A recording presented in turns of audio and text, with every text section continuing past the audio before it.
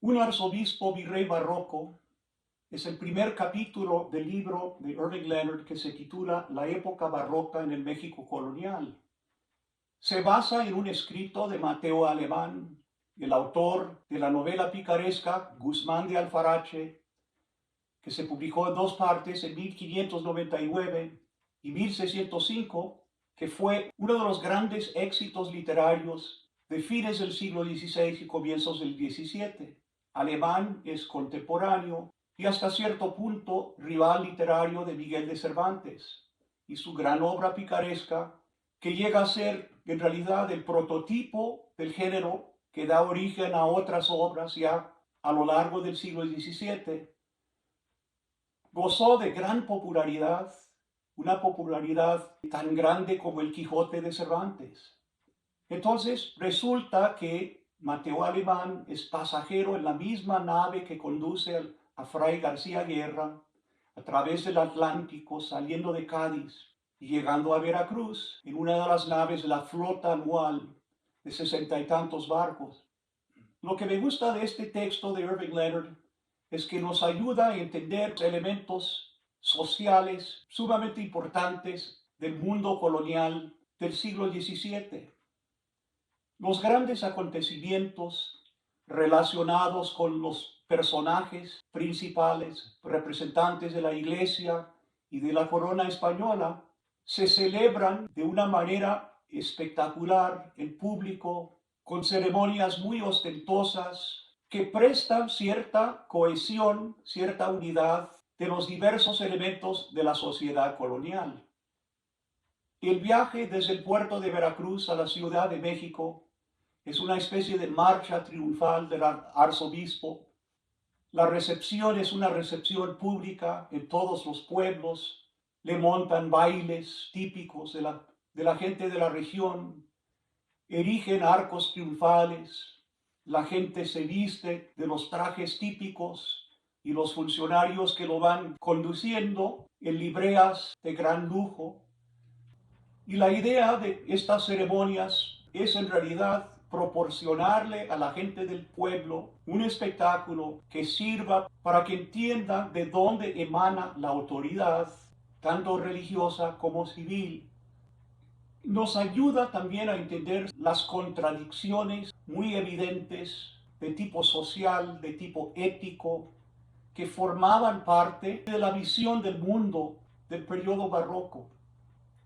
Sale al encuentro de García Guerra, don Luis de Velasco, virrey distinguido que había servido también como virrey del Perú, en las afueras de la Ciudad de México, para que el arzobispo pudiera hacer inspección con él de la obra de Huehuetoca, que fue un proyecto, un gran corte a través de los cerros para aliviar el problema de las inundaciones que casi todos los años hacían difícil la vida en la Ciudad de México, que fue erigida sobre el agua de dos lagos.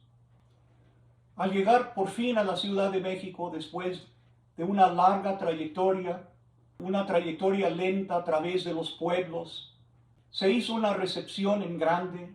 22 regidores fueron cargando un palio de lujo debajo del cual caminaba el arzobispo. Tuvo que pasar delante del pórtico de la catedral, debajo de un arco triunfal alegórico, y al llegar por fin ante el altar se postra ante la cruz, lo sientan a un lado del altar y presencia la representación de una breve pieza teatral alegórica.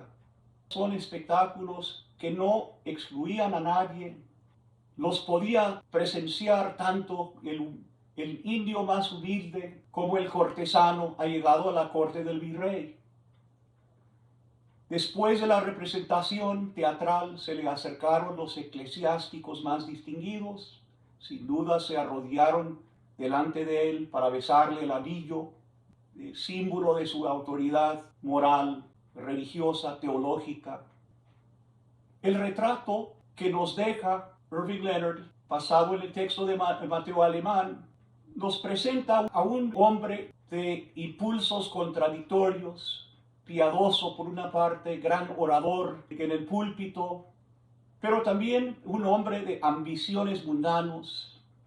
Resulta que anhelaba ser no solo arzobispo de México, sino también virrey, aspiración que se llegó a cumplir brevemente.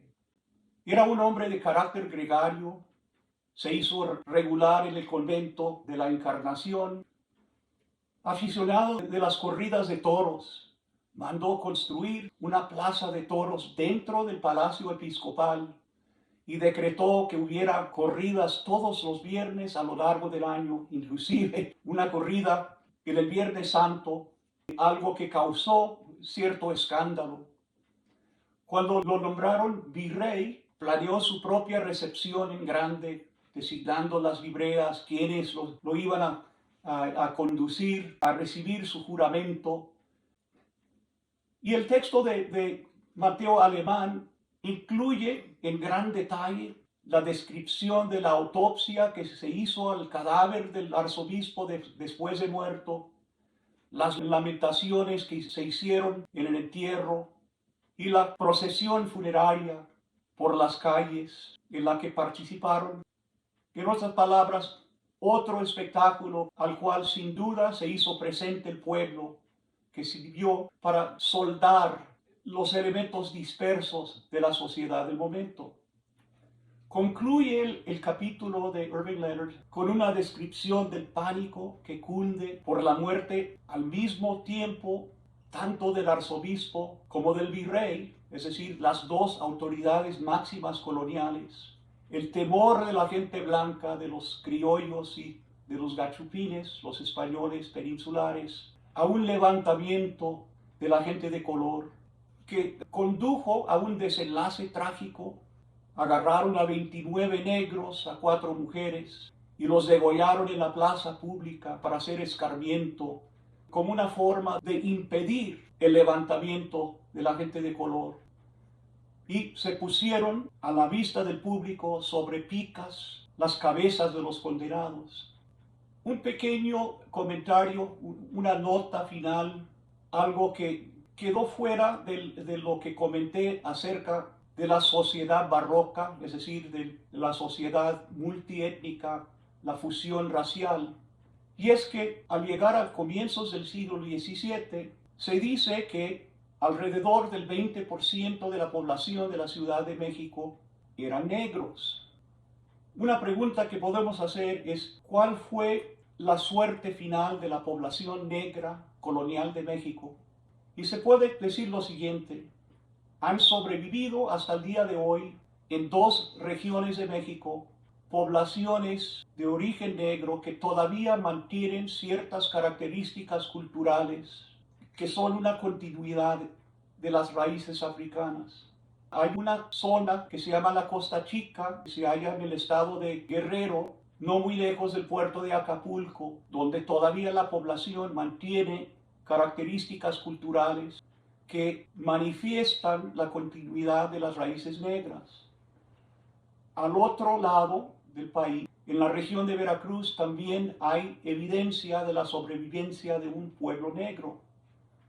En el siglo XVII, por ejemplo, un grupo de negros cimarrones, es decir, esclavos que se escaparon de sus amos, establecieron una población que se llama San Lorenzo de los Negros, que en realidad llegó a ser municipio aparte, que a lo largo del periodo colonial pudo manejar sus propios asuntos. Entonces, en 2 lugares de México todavía hay evidencia de la sobrevivencia de los descendientes de esclavos negros. Otro aspecto de la historia de la población negra es que los negros tuvieron una presencia importante en las regiones mineras del norte, el centro colonial del cual se lanzaron las expediciones para fundar pueblos en lo que es ahora el estado de California. Salieron del pueblo de Álamos, se sitúa en el estado de Sonora.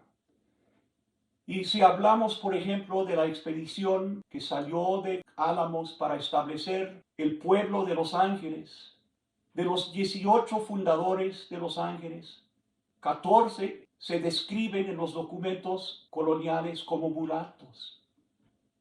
Un hecho muy poco conocido, que es un hecho importante no solo para la historia de México, sino también para la historia del suroeste de los Estados Unidos. Pero el destino principal de la mayoría de los negros que tuvieron una presencia visible en el periodo colonial en la Ciudad de México, básicamente ese pueblo fue absorbido hasta perder por completo una identidad separada. Se hizo parte de la mezcla racial.